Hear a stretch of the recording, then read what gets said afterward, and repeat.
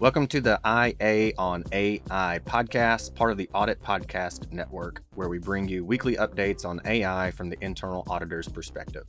Here we go.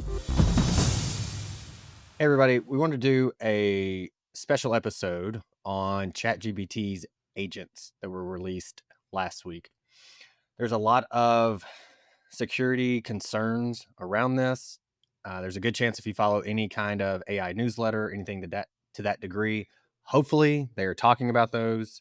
I haven't seen it as much as I would have expected or liked, but nonetheless. So I have the policy pulled up from OpenAI. I'm just going to read a few bits of it for you now. Before that, let me give you an example. So this is how agents can work and are supposed to work in ChatGPT. And we'll talk about the risk of this one specifically because they do illustrate this in their policy here. So you want to go have dinner with friends of yours. And so you tell the agent, hey, look through my calendar, see when the first Thursday and Friday night that I'm open, and work with my friends. These are their emails, whatever, and coordinate a dinner for us at the best Italian restaurant in the city that we're going to be in. And it'll go do all that. It'll take it up to the point, in all likelihood, where it gets to the booking, and then it'll fill in all the fields, this time, this place, this amount of people, etc. And then you should take over at some point if you have to put like a credit card file or any kind of sensitive information into it to reserve or to make the reservation. That's when you take over. And so it's doing this inside of ChatGPT. It has its own browser. And so it's not like it does this and it's in your browser. It's not going to pull up the browser on your machine and do it. It has one embedded into the program. Okay. So with that said, reading from the policy, why do I need to be careful when signing into websites or using connectors? Connectors is going to be something like when you connect to Google, Gmail, GitHub, any of those kinds of things. So they say when you sign ChatGPT agent into websites or enable connectors, it will be able to access sensitive data from those sources, such as emails, files, or account information. So I'm going to stop right there. If you trust these tools who can, in some instances, act on their own to have access to anything that is you consider sensitive information, feel free to go ahead. I do not. And that's when I stopped and it really limited the amount of use cases that I had planned on using for this. Anyway, it goes on. Additionally, it will be able to take actions as you on these sites, such as sharing files or modifying account settings. This can put your data and privacy at risk due to the existence of prompt injection attacks online. So I gave the example of go make a dinner reservation. And so to follow that up, in the policy, they go on to give an example of that prompt injection attack for the dinner reservation example. So it says you may want the agent to do something seemingly safe, like search for restaurants to organize a group dinner with some friends. So you ask the agent to look at your calendar and a recent email thread to decide on a place that will work for everyone. So the agent has access to your calendar and it has access to your Gmail or email in this instance. While the agent is researching restaurants, it may access a blog post where the comment section contains a malicious comment attempting to trick the agent into taking actions you didn't intend. This is the prompt injection attack. In this example, a malicious contents may attempt to instruct the agent to check your Gmail for some sensitive data, such as a password reset code, and may further instruct the agent to make a request to some malicious website where the request provides that code in a URL, effectively allowing the attacker to obtain this critical data. It goes on, ChatGPT agents includes extensive multi-layered safeguards to help prevent this, but you can further minimize the potential for these attacks by turning off connectors that aren't relevant to your task and to not log into sensitive sites or to log it out of sites when you're done. You can do this in your settings. So I haven't connected a Gmail account to it yet. I'm going to create a fake one, sign up for some newsletters, and let it do its thing and see how it responds to that and see how easy it is to clear this information from the settings.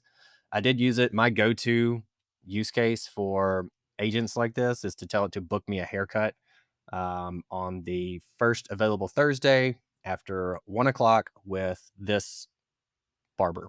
His name's AP. Shout out to AP. And so that's always been the use case that I've used. And the first time I did this with agents, it did everything, worked beautifully, went to put in credit card information. I did not tell it my credit card information. Do not please do not give it credit card information. And so that's when it says, hey, it's time to put in sensitive data. You take control, you, the user, i.e. me, and you click here, you take control, you have access to the browser, and you can type everything in, and you should be good to go. So it goes on to say, how do I keep my data safe and reduce privacy risks? Don't type passwords or private info directly into your messages. Be careful when choosing which connectors to enable for a task to reduce privacy security risks. Before signing into websites using ChatGPT agent, consider both whether they contain your private data and the level of harm an attacker could cause if they manage to trick ChatGPT agent into taking actions as you on the site. Avoid underspecified open-ended requests, aka prompts, to ChatGPT agent. For example, avoid providing requests like, please take a look at my email and feel free to just take every action to move the discussion forwards. I'm very busy, so don't bother me. Or please review my GitHub issues and do whatever you can to verify them and resolve them. Goes on to say, immediately stop execution of a task if you notice something suspicious, because this is all running automatically. So you have like your ChatGPT tab open, it's doing all this work. You can like glance over if you want, or you can just sit there and watch it. Although that kind of defeats the point of automation. But if you want to see how it's kind of working, so you can see that that's what's going on. And so it's likely or very unlikely that after a few use cases that you go, all right, yeah, let me just sit here and watch this thing and see if it does something suspicious. Again, that defeats the whole point of the agent doing it for you. And so if it's doing something, there's a good chance that you're not going to be paying attention and it will be missed. It also says clear remote browser data after sensitive sessions in your settings. Regularly review and manage connector permissions in your settings. I don't recall it making it super obvious of, hey, here's your settings. Please make sure to review this. Please be sure to clear remote data or clear remote browser data after a sensitive session. I believe it's blocked from, or not necessarily blocked, but there's system prompts kind of on the back end that say, hey, if it's at a bank, like do not log it. Don't let any user log into a bank, etc. Things like that. I don't see an immediate issue with it taking screenshots. So it says, so that's how it works. So it takes screenshots as it's going through, not when you take control to put in sensitive information, at least per this policy. It says, why does ChatGPT agent take screenshots? To interact with web pages, ChatGPT agent uses screenshots to, quote, see the interface, just like a human user. This allows it to click buttons, fill out forms, and navigate websites. Screenshots are limited to the virtual browser window where the task is active. So it will take screenshots as it's going through, so definitely keep that in mind depending on what you have it do for you. Can ChatGPT see my passwords or sensitive data that I type when controlling the visual browser? No. When you're controlling the browser, ChatGPT doesn't capture screenshots, passwords, or any sensitive data you manually enter. How is my data used? Your data, including screenshots for the visual browser, is used in accordance with OpenAI's privacy policy, including to provide the service, maintain safety, and if you opted in, improve our models. You can manage your data retention and training preferences here. Again, not something that they're going to market.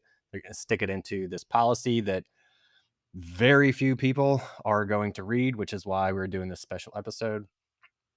And also, for those that don't know, this has nothing to do with agents, but if you don't want ChatGPT to use your prompts and what in your data to train the model, you can go to settings, select data controls, and turn off improve the model for everyone. I did that within like the first week of having mine. I just do not trust it enough to let it do that. Who knows to the extent of what they are actually keeping. Thank you for listening, and be sure to follow the link to greenskiesanalytics.com in the show notes and schedule time to see how Green Skies can make the hype of AI a reality in your internal audit department. All right, that's it for this week. We don't really have a catchy slogan to end the show yet, so if you have one and you want to send it to us, we'll be happy to include it. And if we get a bunch, we'll just do a different one every single time. But until then, well, I don't know until then because we don't have anything to leave the folks with yet. So have a good week.